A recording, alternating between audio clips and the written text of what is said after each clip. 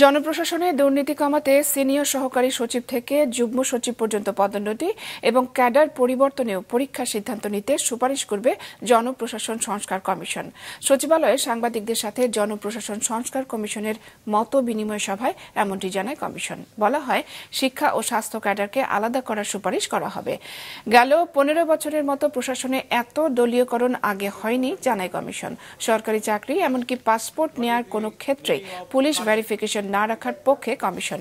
দুর্নীতি করে সরকারি কর্মকর্তারা পার পাওয়ার সংখ্যা কম উল্লেখ করে কমিশনের পক্ষ থেকে জানানো হয়, সাবেক গভর্নর আব্দুল রউফকেও শীঘ্রই আইনের আওতায় আনা হচ্ছে।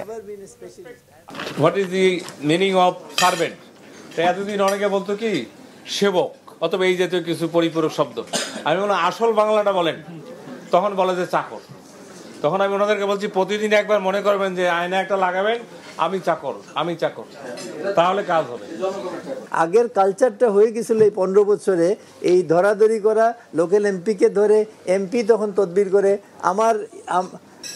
আমার এই ওসিএ এড়ে নিতে হবে, আমার কি বলে ইউএনও অমুকরে দিতে হবে। তারা নিয়ে যেতেন কারণ যে যেতে চায় সে তার সঙ্গে এই যাওয়াটা এবং নেওয়াটা দুইটার মধ্যেই হলো অসৎ উদ্দেশ্য।